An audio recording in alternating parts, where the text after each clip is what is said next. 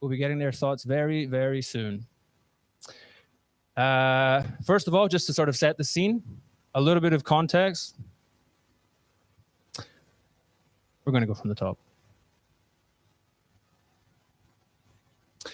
Hello and welcome once again to a very sunny office here in Zurich. My name is Joe and I'm part of the content team here at On, and welcome to the first in what is going to be hopefully a new series of live broadcasts where we discuss some of the most relevant, thought-provoking, divisive, potentially, subjects from around the world of athletics and sport. With the world's biggest sporting competition just a few weeks away, taking place amid one of the world's biggest pandemics, certainly in my lifetime, that will be the subject of conversation today. I'm delighted to announce that we have not one, not two, but three Olympians on the show this afternoon. We'll be getting their thoughts, their feelings, in regards to the topic. So very exciting stuff. Just for a little bit of scene setting, a recent survey suggests that a majority, potentially as much as 80% of the Japanese public are against the Olympics going ahead. We don't have figures for the athletes, but I'm sure it's nowhere near as high. And of course, the official line is that the Olympics will definitely go ahead. This is a live broadcast, so we would very much welcome any thoughts, feelings, questions for our guests. So please, if you have any questions or you'd like them to discuss anything, please reach out to us in the comment section below. And my colleague Lauren, who'll be joining us a little bit later, will do her absolute best to make sure that we get all of them to our guests. On that subject, without further ado, let's introduce our first speaker. He is a three-time Olympian, a one-time Ironman world record holder, and a man with countless ITU World Cup and Ironman podium appearances to his name. You might know him better as the man with the halo. He is, of course, Tim Don. Tim, are you there? Hello, how's everyone doing? I'm here, thank you very much. We are good. A little bit of technical problems, but we're pushing through. I hear you just come back from Lanzarote. How was that? Yeah, Lanzarote was good. I was on a warm weather training camp for an Ironman I've got coming up, and hopefully some later in the season. The roads were quiet and the wind was strong and it was nice and warm, so I loved it. Very nice, very nice. Tim, bear with us while we introduce our next guest. He is another legendary British athlete, I should say. A man who very recently secured his place at the Games with an incredible run at the British Olympic Marathon Trials, with a personal best of 2 hours, 10 minutes and 52 seconds across the marathon distance. Not bad for a 39-year-old, 40 now, who doesn't mind me saying that. He is, of course, Chris Thompson. Chris, are you there?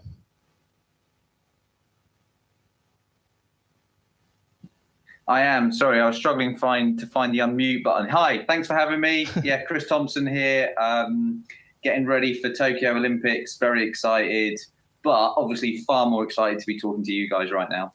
Of course. We expect nothing less. Chris, it'll be your second Olympics, I believe, after 2012, where you're moving up in distance from the 10K to the marathon. Is that right? Yeah, I was in the 10K at the 2012 Olympics, and now this is the marathon. I've had quite an interesting kind of Olympic journey through the years.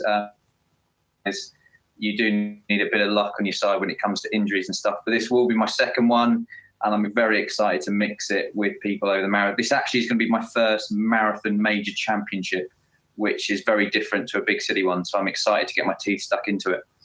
Nice, very good. We're glad to hear that, of course. And I think maybe it's just worth, for a little bit of context, I said earlier that 80% of the Japanese public are unsure potentially about whether the game should go ahead. But we have a very touching video of Chris qualifying for the Olympics, which I think goes a long way to showing just how much it does mean to the athletes that are involved. I don't know if can we show the video? We're showing the video.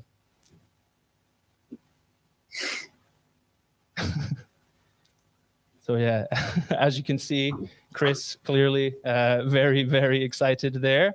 Maybe Chris, can you just tell us what was going through your mind as you crossed the finish line there? A heck of a lot. It was. I mean, words can't describe the emotions I felt that day and in that last moment. I mean, the biggest mistake I made was I didn't slow down more to soak up the moment. I mean, that was a special week because I became a dad on the Monday at 2:30 in the morning before the race, and then that race took place on the Friday. And it was, there's not many moments in life where you have a special moment in life, like the first birth of your first child, and then a sporting moment, one of the best sporting moments you can achieving, second time Olympics and everything that comes with that. To achieve that in the same week, you can't plan for that, you can't prepare for that.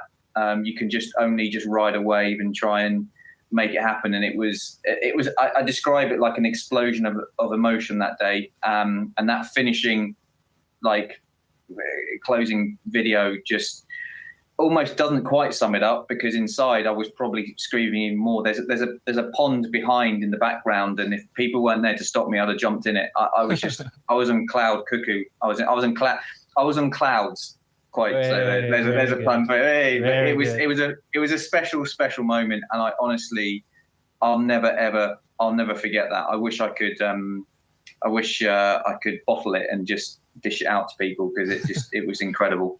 Yeah, no, I mean, it's very easy to see. I think, I'm no athlete myself, but I can definitely relate to the emotions, at least. And yeah, almost a dream come true, I would go so far as to say. But I'm very happy to say that Chris is not alone. He's not the only On athlete that we have who has already secured his place.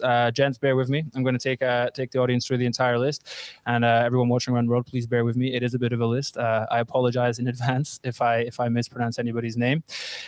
So yeah, first up, we have, of course, the Superfrau, Nicola Spirig, and Javi Gomez. He's pretty much a mainstay at any major Olympic or major sporting events these days. Both those people competing in the triathlon distance. We also have Tadesse Abraham, who is, of course, the national marathon record holder here in Switzerland. We have Tacloini Gabiesos, who's also taking part in the marathon. Chris, of course, who's taking part in the marathon. Over a slightly shorter distance, we have Angelina Lohalith and Paolo Lacoro, both taking part in the 1500 meters. We also have Rose Lincolnian, who will be competing in the 800 meters. And another Swiss athlete, we have Ricarda, who you can see there with number 79 on her shirt. Ricarda Dietxe, she will be competing in the 4x100. She'll be joined by Dorian Kelitela, who is also competing in the 100 meters. Jake Riley, a US athlete who is competing in the marathon distance. James Changyek, competing in the 800. Jamal Mohammed, the 5K. And of course, one of our newer athletes, Okpe Rusom, who is taking part in the marathon distance. So I can say it's a new record for On athletes taking part in the Olympics. I'm absolutely delighted to be able to say that. But maybe if I can just bring it back to the two guests that we have on the show today. Today's subject is, of course, the Olympics amid a global pandemic. No fans, no family. Tim, you won't be at the games this year, of course, but just from your own experience, how much do you think that will affect things this summer? I think in some ways it won't affect the performances. I think the athletes, everyone wants to get back to doing what they love, whether it's going for a pint or a gin and tonic with their family, or actually going out and showing the world what 4 years of training is all about. Some people even longer. So I think that the athletes, once they're in the zone, they'll be there. But everyone's cautious of the current situation. People aren't traveling as much. There's not as much interaction with athletes and athletes. So it is going to be different. And for the community that put the race on, Japan, Tokyo, it's a massive commitment for maybe, 10, 12 years before the games. The planning that goes into it is so commendable that the games have been delayed by 12 months. And the Japanese people, and especially the city of Tokyo, are still willing to prepare and host what is the biggest sporting event in the history of the world. So yeah, I think the athletes will be up for it. I know if I was racing, I'd be doing everything I can to get in tip-top shape. There is that greater situation at large that the whole world is dealing with at the moment. But I think we need to move on together as a global community, and I think the Olympics is a great way to celebrate that. Absolutely. I totally agree with that. I mean, for me, as much as anything else, the Olympics in some way and the fact that it's going to go ahead this year is kind of like a symbol of hope, that things are hopefully going to get better. Hopefully things, are getting better. Chris, maybe if I could just bring you in, no fans, no family, you are going to be competing there. Is that something you think will affect you, or is it more about just, taking part and doing your best to sort of, perform as well as you can? I think it's going to be certainly unique in a different type of mental prep more than physical. As Tim says, everyone's going to be trying to get themselves into the best shape they can to perform. It will just be a slightly different approach, a little bit more isolated and a little bit more cautious in some ways. And I'm sure people will probably be monitoring their health more so than their fitness at times. But I think for me, it's funny because obviously I'm a new dad. The thing that I'm most conscious of is not being away from home for too long. So, if there wasn't a pandemic, I probably wouldn't be traveling to camps and stuff because I'd want to see my little boy grow up. But I think, so for me personally, it kind of suits me to kind of go in, compete and come back again. But I think overall as an event, I think athletes are looking forward to shining a light on everything that's gone on. And I mean, even with the European Football Championships at the moment, I feel like people are having a glimmer of kind of distraction from everything to kind of enjoy watching sport. And I think the Olympics can do that. And I think the athletes will appreciate being able to compete on a global scale again. I know I can't wait to actually just competing is going to be unique. So I think that the lack of fans and the lack of family will be sad, but at the same time there'll be too much hope and too much positivity to hopefully come out. As long as it's obviously safe for everyone, people of Japan and the athletes and everyone, then it's done in safe, which I'm sure it will be, because it wouldn't go ahead otherwise. So yeah, I think it will be different and unique, but hopefully can be seen as a massive positive when it's all done and dusted. No, absolutely. And just on the subject of the Euros, Scotland are playing very soon. I'd like to wish them very well, but I don't want to get in trouble with my producer, so we'll move swiftly on. No, absolutely. And I know that so many athletes have been training, for literally years in this case. There's a 5-year gap rather than the traditional 4-1. So perhaps worth mentioning, it's so much time, so much effort, so much sacrifice. I guess many of the athletes, Tim, will be, very happy that the games are going to go ahead. Is that fair? Absolutely. I think some athletes won't be because they could have been in the shape of their life last year, and it's a 4-year cycle, and that maybe this year they could have got an injury this winter, which wouldn't have affected the games. Also, the qualification process. So just to get to the Olympics these days, I mean, people forget when they see an Olympic start line, whether it's a heat, a semi-final, a final, or a straight final like a marathon, these are the best of the best. And just to get there, you have to jump through hoops. You sometimes it's harder to qualify for your national team than actually the Olympic Games. And everyone's selection policy has been thrown up in the air because there's a massive delay. They couldn't race a full season last year. Athletes are used to running track and field, marathon, triathlon, tennis, all of these sports, people are used to competing at a certain schedule. So, the adaptability of the athletes has been fantastic. So I think everyone's going to be so hungry on the start line. Nice. Yeah, true. That's a very good point. You're right. In terms of the uncertainty and will it go ahead? Will it not? One thing, Chris, I'd love to ask you, as you will actually be there. Life in the village will be quite different. I'm told there will be GPS trackers. Athletes are encouraged to not do any high fives or any hugs. I think they're being encouraged to eat, sort of socially distanced, or at least within members of their own team.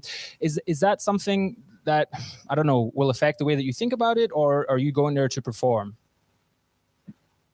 100%. I'm there to perform, but it's like I said before. It will be different and unique in certain ways, like you say about with social distancing and stuff. But I mean, I did an event.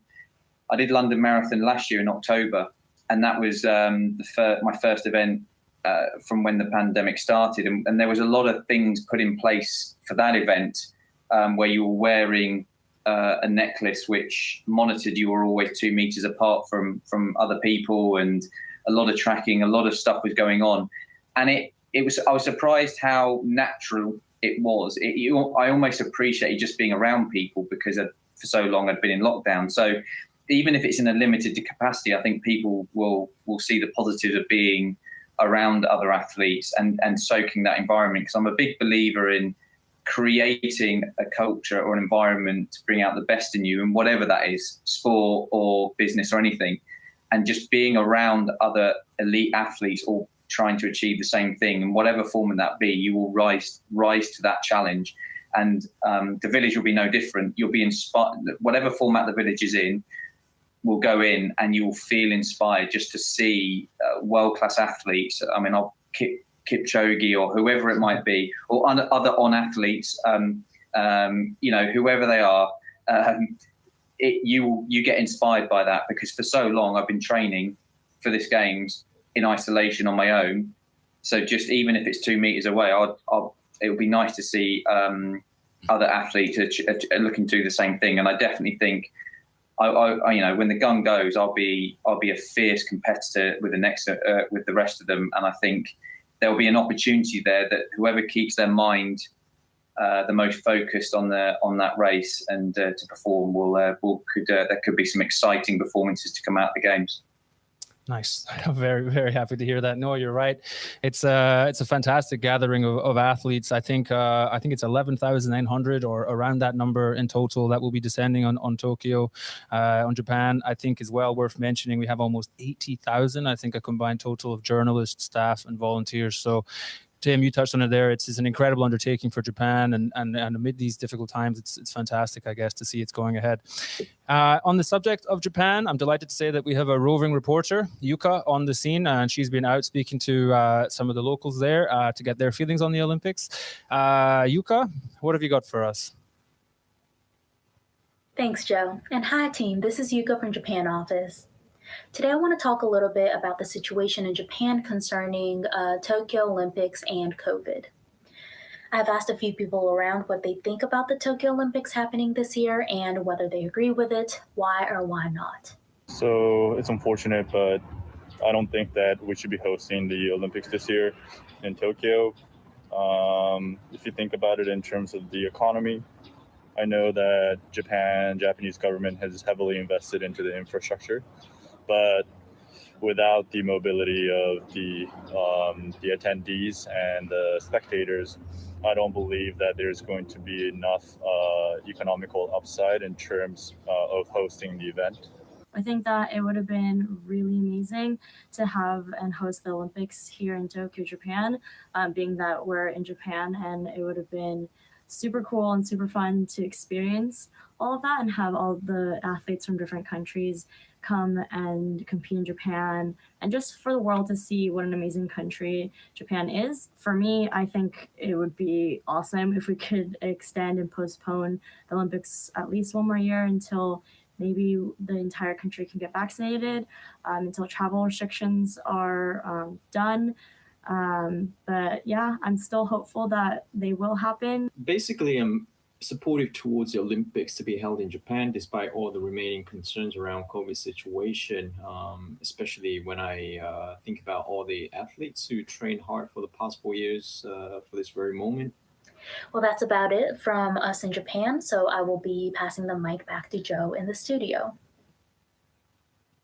Thank you very much, Yuka. And Chris, Tim, I don't know if you guys can see, but quite mixed reactions, I would say. I mean, definitely some people a little bit wary of the situation, of course, but also must be quite nice to see that people are, very appreciative, if you like, of the efforts that athletes are making, and, looking forward to the games going ahead. Chris, if I could maybe just ask you, is that something that plays on your mind when you're going in, or not to ask the same thing again, but just more focus on the performances? Are you happy to see that people in Japan are looking forward to the games? Of course. I think before any games, Olympic Games or any championship, there will be concerns, economic or anything. I know before Rio, there was some local concerns, and I think, and this is another unique scenario, and I think any country trying to host Olympics at this point would, I think any country would have mixed responses about what they wanted to happen. It's natural, and I completely agree and sympathise. And I think the last thing any athlete would want would be an Olympic Games that isn't safe for anyone in the country or any athlete going in, this has got to be done in the right way. And I think that it, like I say, it does not surprise me. And I think athletes themselves are sympathetic to any scenario. But an athlete can't make the game safe. An athlete can't make the call. All they can do is focus on their own performance. Like in any scenario, for any championships, it was like the week when I qualified, I couldn't control so much that week. All I could do was control the controllables. It's a cliche, but it's a mantra that most elite athletes will live by. Control what you control, look after your own performance goals and your progression, and let everything around take shape. But as I say, I think every athlete would want this games to be safe and everyone at the end of it, the majority of people, to feel happy it happened, athletes or local people. And I think it's understandable for everyone to feel whatever they feel. And I'm no different. I just want it to be a successful, healthy, happy games if the environment is right. Absolutely, and I think it's worth saying that is from what I understand, at least, all the authorities involved are doing absolutely everything they can. You know, we mentioned some of the, I don't want to use the word restrictions, but some of the guidelines in terms of athletes and stuff in terms of how we can try to contain things as much as possible. Of course, that's a big part of the organization. Just moving on from the streets of Japan to the feeds of Twitter, I'm delighted to say that my colleague Lauren is here to give us a quick update in terms of what people are around the world are thinking. Lauren, how are you doing? Great, thanks. How are you? I'm all right. It's tricky doing this, but I'm having fun so far. Have you got an update for us? I do indeed. People on Twitter are talking a lot about the Olympics. Mike Walker has retweeted that the Tokyo Olympics could allow domestic spectators as COVID cases plummet. We'll have to wait and see what happens on that one. Great. Sports Digest has said that 80% of athletes Tokyo bound are actually already vaccinated. Great news. And Jess, an UK athlete, has said that she's super excited for the 2021 Olympics based on having missed it in 2012 and 2016. I think that touches on, the decade of training it takes to get to this. TOI Sports News has said that, as you mentioned earlier, Joe, the Olympics village will have less mingling, less fun, but it's needed. And in the US Women's Open, Sasso has said that she's super excited for the Olympics. So good to see well-rounded all athletes across the board. And then Chrismo2701 has said, I seriously can't wait for the Olympics next month. I've been deprived for almost 5 years. We feel you. Absolutely. And Alex, always, that's such a relatable comment. I can't wait to become the world's biggest swimming fan during the Olympics and then completely forget about it for the next 4 years. What's your take on that, Joe? Yeah, to be completely honest, I think that's probably pretty relevant. We were talking earlier. I'm always a big fan of the swimming. I think you were saying you like the diving, right? I'm a fan of diving. I also horse riding, a few different sports that I do enjoy, but definitely do forget about them until the Olympics comes around sometimes. Yeah, I mean, until the Winter Olympics, of course. Another one I always liked was the hammer. I don't know. I just always thought it was an incredible, athleticism. It just looks crazy. But no, thank you very much, Lauren. That's absolutely fantastic. Tim, maybe if I can bring you back in. Pretty cool, I guess, to see that people are, again, mixed reactions, but it seems that there's quite an overwhelming sense of positivity as well. How much does that be on the mind if you were going to the games, to know that there is that sort of positive spirit behind it? No, I think that's fantastic. I think, on large, the support you get from fans and spectators is amazing.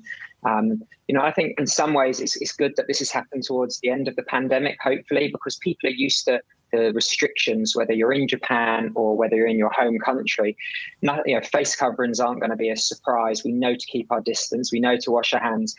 And I think, all the Olympic governing bodies are doing they're planning beyond planning. This will be a military operation from every country. And I think, it's commendable that, the Japanese government are supporting the games.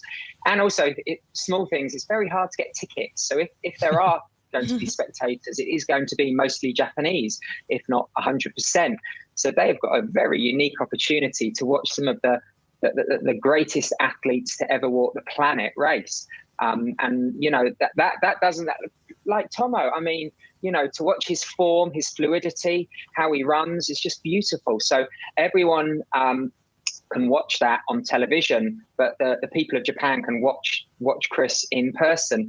And I really hope they can fill some of the stadiums, even if it's only at half capacity. Yeah, absolutely. Chris, any random events that you find yourself attracted to when the Olympics are going on?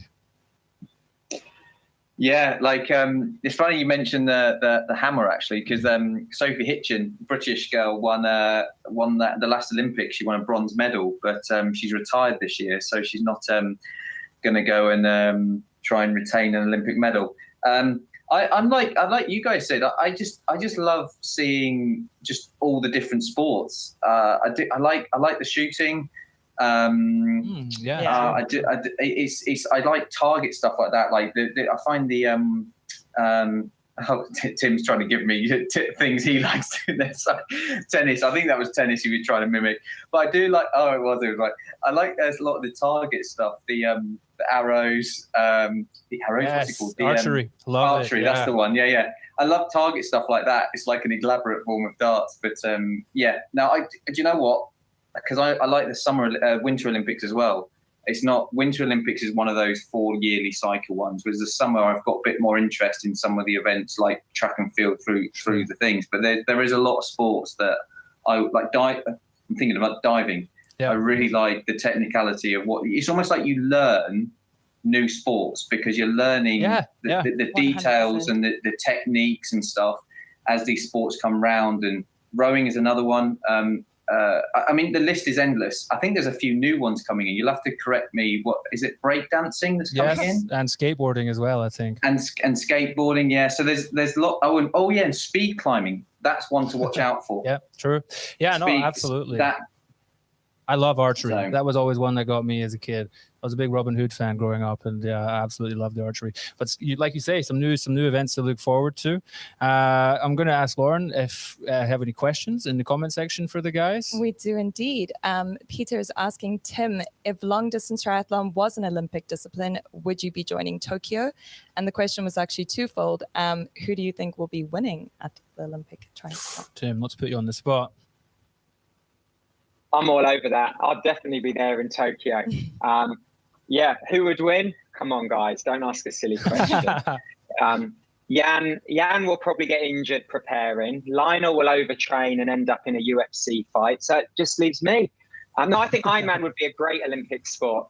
It's got everything. It makes ITU, the Olympic distance. Look at Nicola Spirit. She can win in a 70.3 or an Olympic distance. So I say, bring Ironman triathlon to the Olympic Games. I'll be all over that. Nice. Fantastic. Any other questions, Lauren? Yeah, maybe this one for Chris. Has training changed this year's Olympics? And how do you feel not having been able to train in the same way? Training, one of the two biggest things that have changed in my training is I've only recently been able to get back on a track. So I've been doing a lot of my training off track, which is unusual for me. But that's not too bad. You can kind of replicate that. And the second thing that's changed for me is my strength and conditioning involves carrying my son and just doing squats with him and lunges around the house. So I've tried to incorporate sort of looking after him with getting stronger. So my backs and glute, how many have I got? Well, my back and glute is getting quite strong at the moment just through lifting. I'm right hand, so my left shoulder is constantly on here as well. So I've tried to incorporate life into training, and it's actually been quite good fun actually. So there's a lot of aches and pains that have changed, and lots of little things that I've had to adapt to. But so far, Theo, my boy, has been very much part of my training regime. Nice. And I guess progressive overload, right? I'm sure he's getting bigger and bigger every day, so heavier and heavier. Have to adapt. I love to hear that. Okay, fantastic. Thanks, Lauren. Maybe we'll come back to you at the end of the show. Anyone watching, if you do have any questions or any input for the guys, we'd love to hear it. And we'll be giving away a pair of On Running performance shoes to at least 2 people who comment. So a little bit of incentive for you. Moving on from the Future Japan, the tweets of the world to the the good old USA. Another former Olympian, and probably the closest thing we have on the On team as a direct line of communication with our athletes, Andy Wheating. He's got a package for us in terms of how our athletes stateside are preparing and who has a chance when the Olympic trials go ahead later this week. Andy? There were 7 On athletes competing for a chance to represent Team USA in the Olympic Games. From the On Athletics Club, Joe Kleckers qualified in the 5K and 10K, Alicia Monson in the 5K and 10K as well, and Leah Fallon in the 3K steeple. It's worth mentioning these 3 athletes already have their Olympic A standard, so they will just have to be top 3 in their event, and they'll be able to go to the Olympics. Emily Oren, also of the OAC, is competing in a 3K steeple, but she does not have her Olympic A standard. Therefore, she will have to run fast enough and be top 3 in order to be qualified for the Olympic Games. Also competing is Shari Hawkins in the heptathlon. She has her standard, just has to be top 3. Chloe Abbott in the 400 meters has her standard, just needs to be top 3. And Reed Buchanan in the 10,000 meters. He does not have his standard and will need to run fast enough and be top 3. U.S. Olympic marathoner Jake Riley is already qualified and has punched his ticket to Tokyo. Having chatted with him earlier, he's thrilled to be qualified, but at the same time disappointed that there won't be fans, friends, and family admitted into the event. And talking furthermore, like we both agree that it's the Olympic Games, and in this sport, you're either Olympian or you're not. And for me personally, it's when you tell someone, hey, I was a professional runner, the first question is always, have you been to the Olympics? And it's disheartening because no matter how fast you've run in your past, the answer to that is, if it's no, suddenly you may have lost a bit of your audience there. So yes, Olympian means a lot for what all these athletes are training for. It's the pinnacle. So to ask to potentially forfeit this Olympic Games would mean another 4 years of training, which would mean about 8 years of committed to this sport, almost a decade of someone's life to become or for a shot at being titled Olympian. So I know for me personally, and I could probably speak for most of these athletes, but pandemic or not, I think Olympics, these athletes will want a shot to do that, and they will go to the Olympics if they get that opportunity. So that's the rundown on the U.S. athletes. We've got our fingers crossed that everything goes through smoothly, and there's good chances across the board that we see a few more On athletes punch their ticket to Tokyo. Best of luck to Chris Thompson, who's already hit his standards, and hey, tip of the hat to Tim for everything he's done. Awesome stuff. Thank you very much, Andy. Chris, maybe I'd just like to quickly ask you just on some things Andy has mentioned there. When it comes to the world of professional sports, and then maybe in particular running, you're either an Olympian or you're not. Is that a pretty fair assessment? I mean, it's a real tough one because, again, especially because I was a teammate with Andrew when I was based in America for a while, and so I got to witness firsthand how tough making an Olympic team in America is. Yeah. I mean, the depth over there is, for every event, it's a real cutthroat system, and they have a first 3 past the post, and it's all or nothing on that particular day. Whereas in the UK, we have first 2 and then an optional third, which can be selector's discretion. And so I definitely think that seeing the intensity around trying to make that team every 4 years, and Tim actually touched upon it earlier, how sometimes making the team is more stressful and harder than the actual Olympics themselves in so many ways for a lot of athletes. And I think you definitely grow an inch or 2 when you have that Olympic title held above next to your name. And I think that those inches grow as you go to more. And part for me, to go to 2 is a fantastic feeling. My wife has been to 1 as well. But certainly, the fuss that's made over athletes making it is rightly so. And I think it's something that athletes sometimes don't realize how proud of a moment it can be until you've actually achieved it and you realize, hang on, this feels good and this feels amazing and I want to do it again and again and again. Nice. Yeah.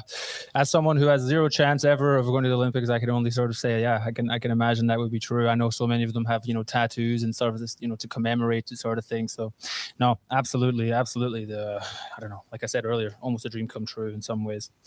If I could put in a quick shameless plug of our latest product that a lot of our athletes, will be wearing at the games this summer. The Cloudboom Echo is, of course, the next evolution of our original marathon shoe. Something that both Tim and Chris have put input in terms of how we can make it faster, make it better, more kick.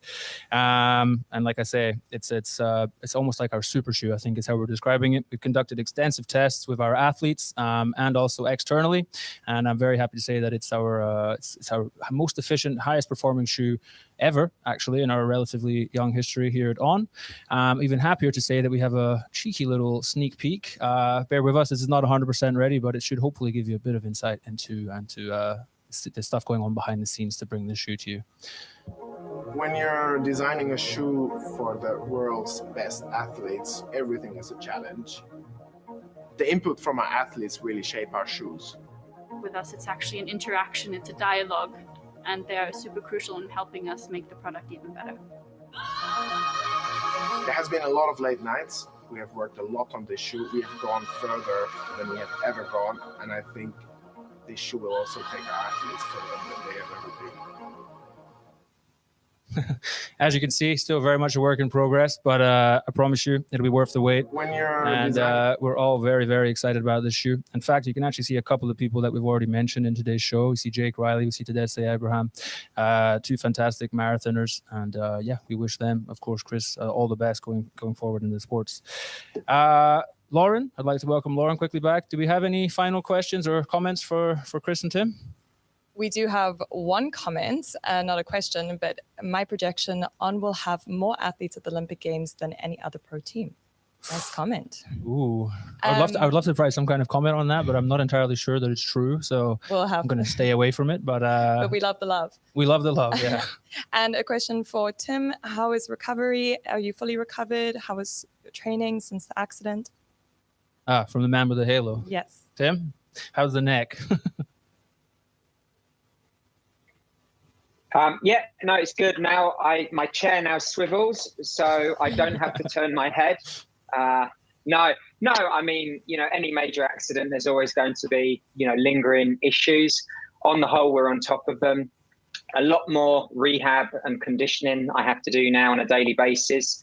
I'm not sure if it's my broken neck or just my old age, but no, I'm definitely, I would say in the last 6 weeks, I'm definitely kind of getting as fit as I was in 2017 before I broke it. So, it's like anything. It's the management of the issue and controlling what you can control.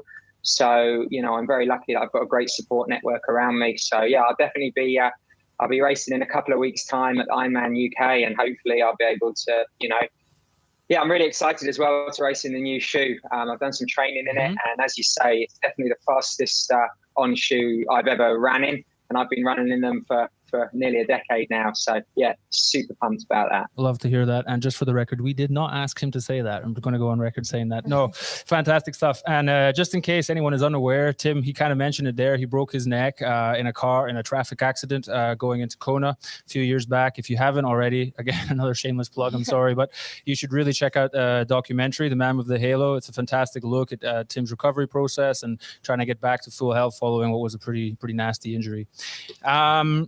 Honestly, I think that's more or less it. Lauren, do we have any final comments? The comments are all just a lot of love, a lot of excitement around how many athletes we have going to the Olympics, and also some questions, of course, always about when we will be able to see Roger on court again. Watch him at Wimbledon, I hope. But otherwise, that's all from the comments section. Fantastic. Thank you very much. And Tim, Chris, can't say enough how much we appreciate you guys being part of the first On Live broadcast. It's been fantastic speaking to you and getting your input. It's Chris, all the best for the summer. Tim, I don't know, good luck for the Ironman UK. And like I say, we cannot stress how much we appreciate this. So thanks for being the first part of the broadcast. But yeah, as I've said, guys, that more or less wraps up things for us here. As I said at the start of the show, this is just sort of like a test, a prototype, if you will. We would love to hear your feedback in terms of how we can A, improve it, or B, the kinds of subjects that we can cover. So please reach out to us on any of our social channels. We're on Instagram, we're on Twitter, we're on Facebook, all the usual stuff. I would say smash the like button just because I want to say it on a YouTube live. But yeah, if you haven't already, please do. Stay up to date with all of the latest happenings at On. And yeah, Thanks that about for wraps it joining up. us. Yeah, thanks for joining us.